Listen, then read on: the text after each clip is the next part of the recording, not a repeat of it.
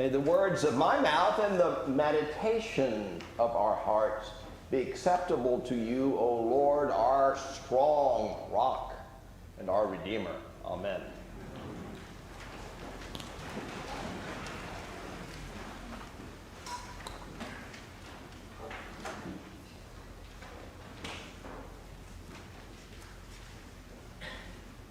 My job this morning, as I understand it,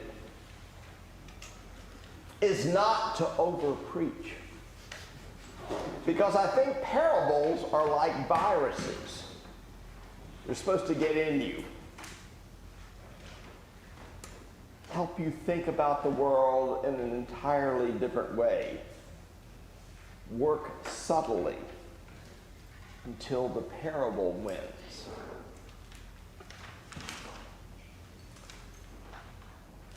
So think of this more as an invitation and a meditation rather than a polemic. At least I hope so.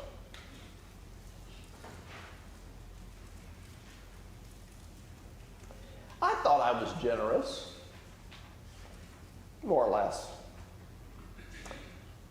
And yet I discovered that my sense of my own generosity had to grow. It was the fall of the year 2001, and I was visiting the Diocese of Byumba in Rwanda. I preached. I addressed their convention and was a guest at a banquet of grilled chicken. It was, I think, clearly free-range chicken and pretty desperate chicken. It was virtually impossible to cut with a knife, but the local custom, like most places in the South, when fried chicken is served, you ate it with your fingers, thank God. Fortunately, I watched as people vigorously attacked their chicken because I was the guest. I'll never forget this. I was given not one, but 2 breasts. The local custom was to chew with vigor and then place each bony breast rib in one's mouth to suck out the nutrition of the marrow that was in each and every bone. We were not anywhere near the developed world.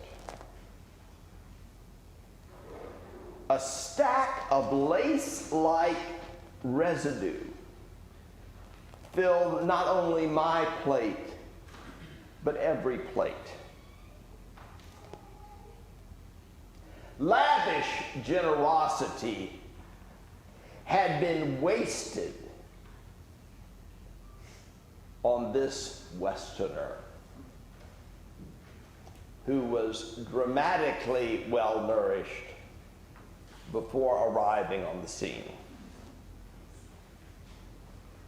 Radical generosity was lavished on this Westerner who thought I knew something about generosity. But I really didn't have a clue. I thought I grew up in a generous family. I could always coax a dollar bill out of my grandfather's fat wallet. I think the year was about 1956, and I did the weirdest thing writing this sermon last night. I Googled what a dollar would be worth in today's currency, $12.63 to be exact. I thought my grandfather was generous, but he never gave me today's food while surrendering tomorrow's hope. That's what I experienced at that meal. And this is, to my mind, what the sower does in today's parable. He takes seed. Now, go to Palestine 2,000 years ago. All topsoil is gone if it's not tended every 5 years. Seed could be ground and become today's bread. But it is scattered.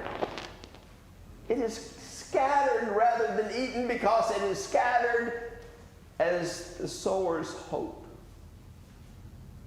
His precious hope for tomorrow.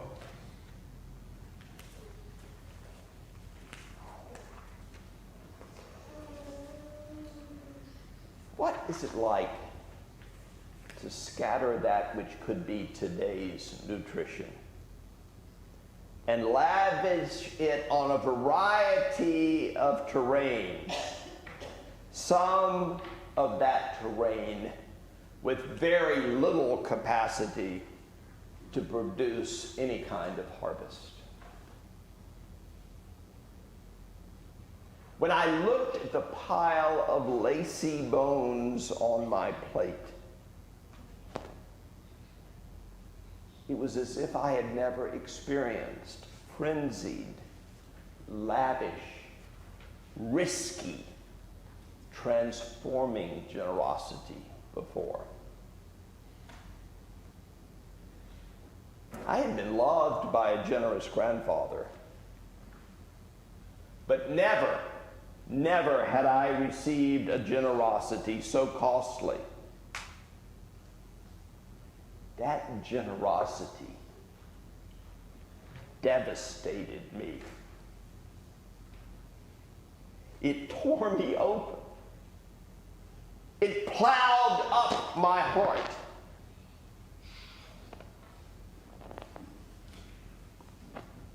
Generosity of that kind can almost be annihilating.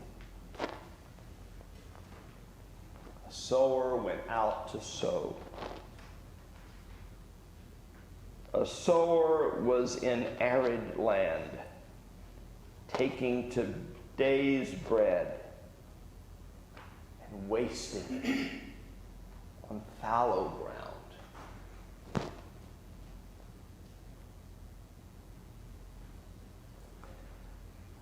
When I looked at my fellow Christians that day with piles upon piles of lacy chicken bones on their plate,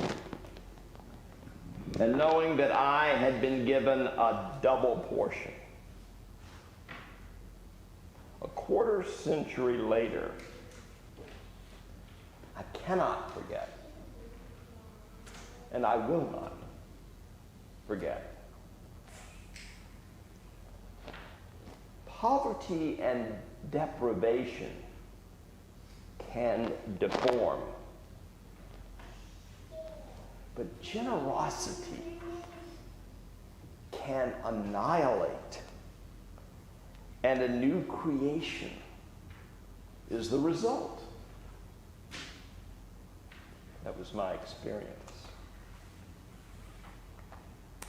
A parable is designed to wake us up.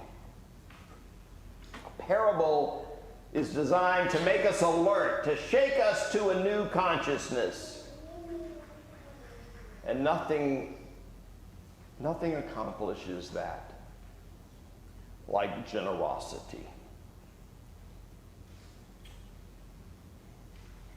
Like knowing a sower who is so very generous that tomorrow's bread is wasted so that I can receive lavish, transforming generosity today, right now. Let the parable of the sower get under your skin. That's what it's supposed to do.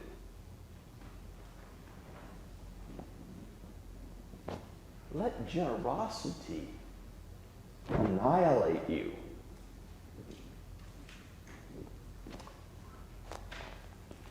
In our adult forum this month, we're learning to reflect on Pope Leo's encyclical.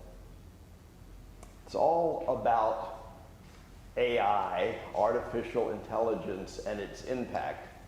But let me share with you my most recent and very positive experience with AI. I'd gotten to this part of the sermon and I Googled, give me a prayer related to the parable of the sower. Here's what showed up.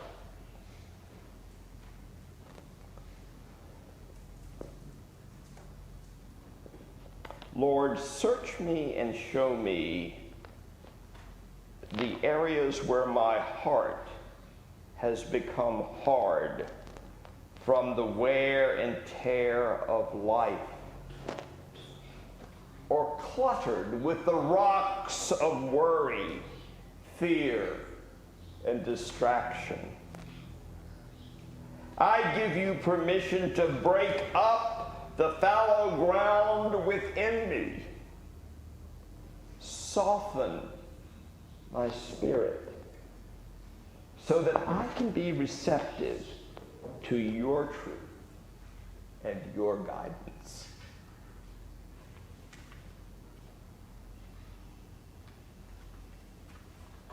It isn't all bad.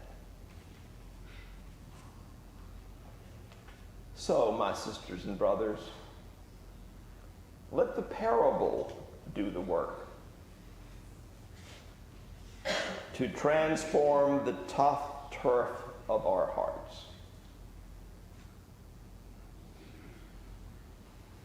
There is so much seed. So much seed. So much seed.